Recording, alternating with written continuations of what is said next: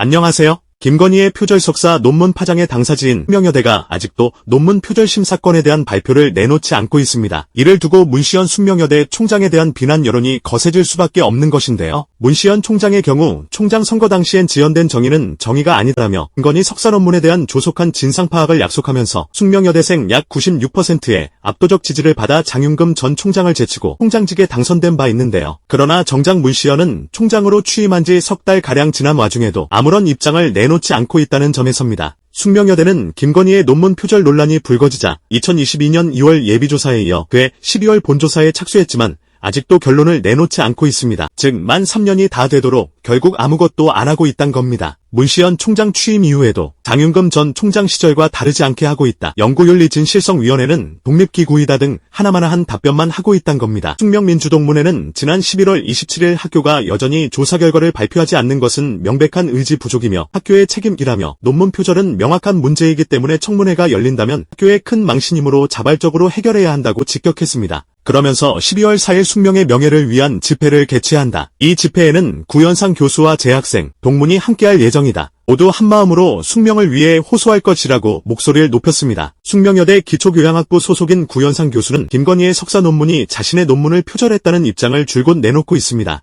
동문회는 문시현 총장은 총장 선거 당시 진상 파악을 약속했지만 지금까지도 진상은 밝혀지지 않았다. 소통의 노력 또한 보이지 않고 있다라며 논문 본문은 50페이지에 불과하다. 학교가 여전히 조사 결과를 발표하지 않는 것은 명백한 의지 부족이며 학교의 책임이라고 질타했습니다. 이들은 학교가 권력의 눈치를 보며 망설인다면 결국 외부의 정치적 논쟁의 장으로 불려나갈 것이라면서 논문 표절은 명확한 문제이기 때문에 청문회가 열리게 된다면 이는 학교의 큰 망신이 될 것이다. 스스로 망신의 길을 갈 것이냐라고 일갈했습니다. 동문회는 논문 심사를 할 의지가 있다면 의지가 있는 사람을 조사위원으로 선임하면 된다. 본조사위원회는 5인 이상 구성되며 외부인 비율이 30% 이상이어야 한다. 공정과 상식을 아는 분들이 얼마든지 참여할 수 있고 빠른 결정을 내릴 수 있다라며 논문 표절은 학문적 도둑질이며 이를 바로잡는 것은 학문 윤리를 지키고 성실히 학업에 임하는 학생들을 위해 반드시 필요한 일인데 결론 발표가 계속 지연되면서 학교의 신뢰도는 추락하고 있다라고 목소리를 높였습니다. 동문회는 김건희를 향해선 권력은 유한하지만 학문과 명예는 무한하다라며 석사 학위를 스스로 반납하라고 요구하기도 했습니다. 이미 지난 2022년 8월 숙명여대 교수들과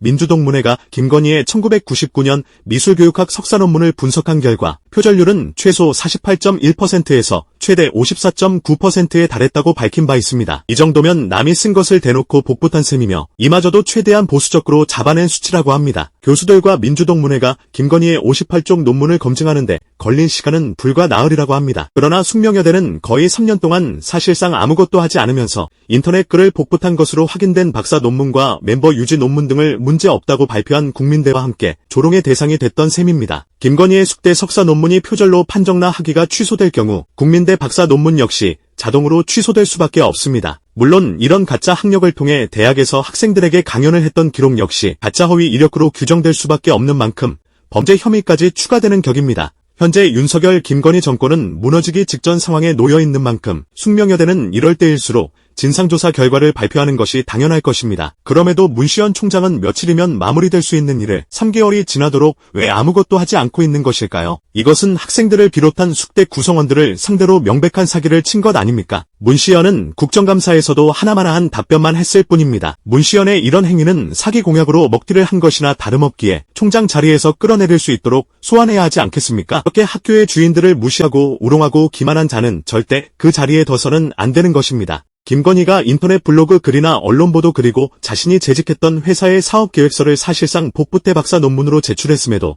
또 멤버 유지라는 제목의 엉터리 논문까지 냈음에도 문제없다고 발표해 유지버시트라는 비아냥을 들었던 국민대에서도 시국선언이 나왔습니다. 국민대 민주동문회는 지난 11월 30일 성명에서 선거를 통해 부여된 권력을 주가조작, 뇌물수수, 공천 개입 등으로 개인의 영달을 위해 남용하고 거부권으로 노동자와 민중들의 정당한 요구를 억압하고 그들의 투쟁을 간첩 행위로 몰아가며 한반도 전쟁 위기를 조장해 국민들의 삶을 도탄에 빠뜨린 현 정권, 그 핵심에 윤석열과 김건희가 있다라며 우리 국민대학교 동문들은 윤석열 정권에 더 이상 통치의 자격이 없음을 하루라도 빠른 퇴진이 곧 민생이고 평화요 안전임을 선언한다라고 했습니다. 민주동문회는 큰 책임과 부끄러움을 느낀다라며 김건희를 소위 여사의 자리에 올려놓은 것, 그 자리를 이용해 온갖 전횡을 저지를 수 있도록 한 것은 김건희의 박사 논문이었다라고 개탄했습니다. 그러면서 논문의 온갖 표절과 허술함이 드러났을 때 대통령의 권력 앞에서 침묵하거나 애써 표절을 정당화한 학교도 국민대학교였고 교수들과 우리 동문들이었다라며 많은 이들이 국민대 졸업생은 학교에서 최소한의 연구윤리도 배우지 못했을 것이니 우리 회사에서 채용하지 않겠다 운운할 정도로 국민대학교의 연구윤리는 김건희에 의해 땅에 떨어졌다라고 했습니다. 민주동문회는 윤석열이 무능과 독선의 길을 돌을 던져도 맞고 가겠다라고 한다면 우리 국민대학교 동문들은 윤석열을 거꾸러뜨릴 큰 바위가 되어 기필코 윤석열 정권을 타도하고 새로운 민주국가 건설의 선봉에 서야 하는 책임이 있다라며 우리의 부끄러움이 큰 만큼 우리의 싸움도 치열할 것이라고 목소리를 높였습니다. 국민대는 윤석열 정권 초기인 지난 2022년 8월 1일 김건희의 박사 논문과 멤버 유지 논문 등을 포함한 4건의 논문에 대해 연구 부정행위가 없었다는 최종 결론을 내리며 비웃음을 산 바 있습니다. 김건희와 비슷한 시기 국민대에서 박사학위를 받았다가 역시 논문 표절 행위가 드러나며 문도리코는 호칭을 얻고 학위 취소까지 당했던 태권도 금메달리스트 출신이자 전직 국회의원 문대성의 사례와 너무 비교될 수밖에 없습니다. 역시 그 백의 위력이 세긴 하죠. 공교롭게도 그 문제에 도이치모터스 주식을 왜 국민대가 매입했을까요? 윤석열 퇴진 등을 요구하는 국내 대학 교수와 연구자들의 시국 선언이 계속되고 있는데요.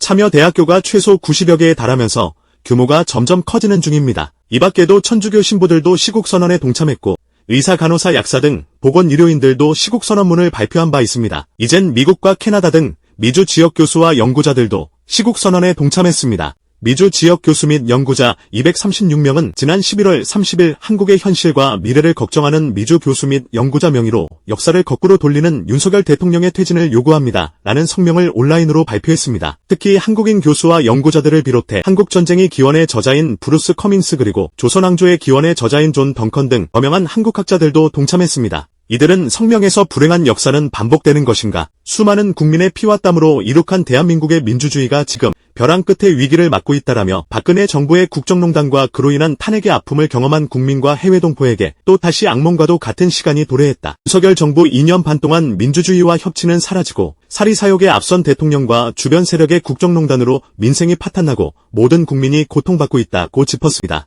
이들은 윤석열의 25번 거부권 남발에 대해 짚으며 공익을 위해 사용돼야 할 대통령의 권한을 자신과 가족만을 위한 사익에 전용하여 민주주의의 기본 원칙을 부정했다라며 또한 윤석열 정부는 국가를 위해 임무를 수행하다 희생된 최상병의 억울한 죽음의 원인을 밝히기는커녕 이를 밝히려는 수사단장 박정훈 대령을 오히려 항명죄의 범죄자로 취급하여 기소했다.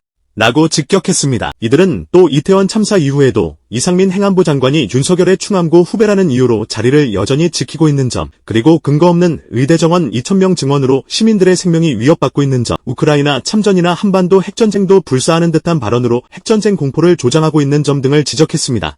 이들은 이번 선언에 대해 비록 지금 우리는 해외에서 삶을 영위하고 있지만 지식인의 책무로서 조국의 정치 파행과 퇴락을 결코 외면할 수 없었다라며 윤석열은 4.19의 이승만이 될 것인가? 2017년의 박근혜가 될 것인가? 또다시 시민의 힘으로 권력을 회수해야만 하겠는가? 도도히 흐르는 민심의 강물을 거스를 권력은 없다. 대통령 윤석열은 하야하라고 촉구했습니다. 이처럼 전국 각지에서 최근 한 달 사이 시국선언에 참여한 대학교 교수 연구자가 5,000명을 넘어섰는데요. 이에 대해 용화대 고위 관계자는 11월 29일 헤럴드 경제에 약 3,000명 정도 시국선언을 한 것으로 알고 있다라며 돌연 문재인 정부 시절에는 6,000명 정도 한 것으로 안다라고 전 정권에 비하면 상황이 나쁘지 않다는 건데요. 문재인 정권 시절 6,000명이 시국선언을 발표한 사례는 있습니다. 사회 정의를 바라는 전국교수 모임은 지난 2020년 1월 15일 프레스센터에서 문재인 정권의 거짓에 대하여 진실의 가치전쟁을 선포한다라는 제목의 시국선언문을 낸 바 있고 이어 그해 2월 28일 코로나 초기 상태 때도 지금 대한민국은 또 하나의 세월호가 되어 침몰하고 있다. 그런데 대한민국 정권만 보이는 무정부 상태다라는 제목의 성명서를 낸 바 있습니다. 당시 언론 기사를 보면 해당 단체가 전국 377개 대학의 전 현직 대학 교수 6,094명이 모인 단체라고 소개한 바 있는데요.